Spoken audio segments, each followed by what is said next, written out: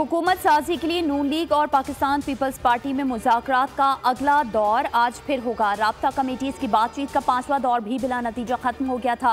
वफाकी काबीना और पंजाब में शराकत इक़्तिदार पर मुशावरत की गई। नून लीग पीपल्स पार्टी को ताहाल काबीना का हिस्सा बनने पर राजी ना कर सकी। पीपल्स पार्टी भी नून लीग को आइनी ओहदों की हवालगी पर आमादा ना कर सकी।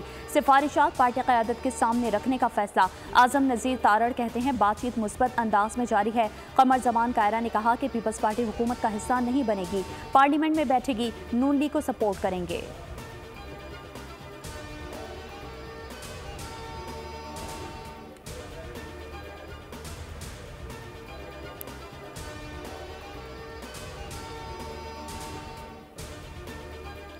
नून लीग की मुज़ाकराती कमेटी और मुत्तहिदा वफ़द की भी मुलाकात। हुकूमत साजी के लिए बातचीत जारी रखने पर इत्तेफाक।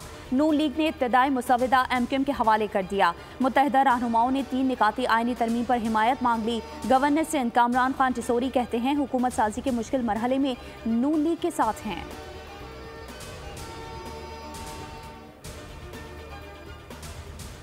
सियासतदानों की तहयात नाअहली का सुप्रीम कोर्ट का फैसला खत्म किया जाता है। इलेक्शन एक्ट में तरमीम के बाद नाअहली की मुद्दत 5 साल से ज्यादा नहीं हो सकती।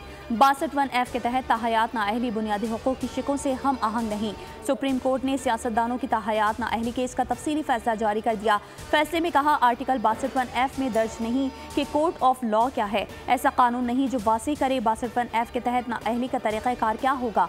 जस्टिस याहिया अफरीदी का इख्तिलाफी नोट भी तफसीली फैसले में शामिल।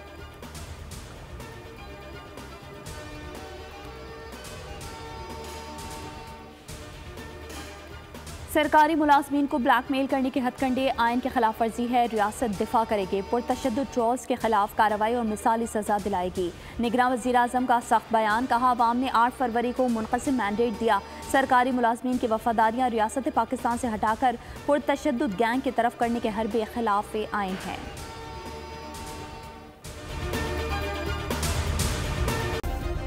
सब्सक्राइब करें और बेल दबाएं ताकि कोई खबर रह न जाए।